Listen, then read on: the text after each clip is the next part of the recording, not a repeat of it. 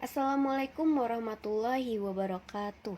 Perkenalkan, nama saya Indah Wulansari dengan NIM 190-10301, Prodi Bimbingan dan Konseling, kelas B2 Nonrek 2019 IKIP Siliwangi. Video ini dibuat untuk memenuhi tugas dari Ibu Diana Samfauzia tentang kepribadian.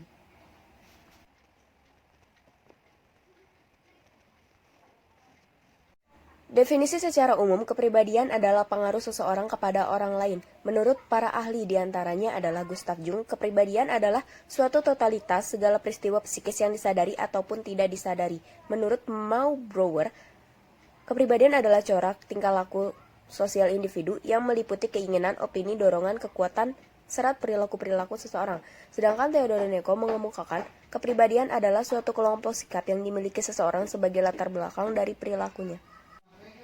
Type teori. Yang pertama adalah sanguin. Ciri-cirinya itu ya aktif, suka berbicara, atletis karena suka berolahraga, dan suka mengikuti tren karena mereka cenderung mengikuti perkembangan zaman. Yang kedua adalah kolerik. Kolerik memiliki ciri-ciri suka marah karena mereka cenderung mudah tersulut emosinya, suka memimpin karena mereka cenderung memerintah dan berkemauan keras. Jadi kalau udah mau sesuatu mereka harus mendapatkannya. Yang ketiga, melankolik. Melankolik itu mudah depresi atau sedih. Mereka juga cenderung pemikir dan mereka biasanya itu perfeksionis, jadi nggak suka ngelihat hal-hal yang berantakan. Kalau ada yang berantakan mereka langsung beresin, dan mereka biasanya punya perasaan yang sensitif juga. Keempat, pragmatik. Mereka cepat lelah, pemalas atau mageran, terus mudah bergaul dengan siapapun, terus memiliki selera humor yang tinggi juga. Kepribadian menurut Carl Gustav Jung. Yang pertama adalah introvert. Introvert itu adalah kecenderungan seseorang untuk menarik diri dari lingkungan sosialnya. Jadi segala minat, sikap, dan keputusan yang diambil selalu didasarkan kepada perasaan, pemikiran, dan pengalamannya sendiri. Orang-orang introvert itu biasanya menunjukkan mereka sikap yang tertutup. Mereka juga berhati-hati. Pengambilan keputusan itu agak terlepas dari kendala dan penelaan mengenai situasi kebudayaan perorangan atau benda di sekitar mereka.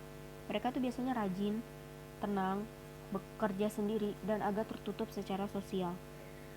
Yang kedua adalah extrovert. Extrovert itu adalah kecenderungan seseorang untuk mengarahkan perhatian keluar dirinya, sehingga segala minat, sikap, keputusan yang diambil lebih ditentukan oleh peristiwa yang terjadi di luar dirinya sendiri.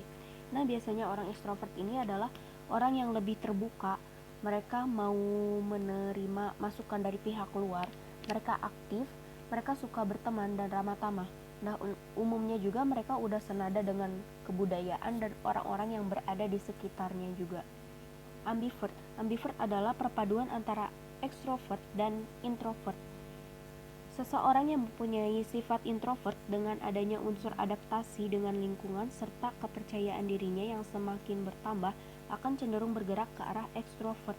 Dan demikian juga seseorang ekstrovert yang dengan adanya unsur adaptasi dengan lingkungan serta rasa percaya diri yang semakin berkurang, mereka juga akan cenderung bergerak ke arah introvert. Faktor penentu perubahan kepribadian. Yang pertama, pengalaman awal. Sigmund Freud menekankan tentang pentingnya pengalaman awal pada masa kanak-kanak dalam perkembangan kepribadian. Trauma kelahiran, perpisahan dari ibu adalah pengalaman yang sulit dihapus dari ingatan seorang anak.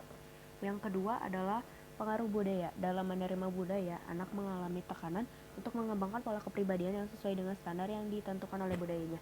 Nah, ini adalah contohnya ketika idol tinggal di Thailand dan tinggal di Korea, sangat berbeda fisik ataupun kepribadiannya karena si idol ini mau tidak mau harus mengikuti apa yang menjadi budaya di Korea.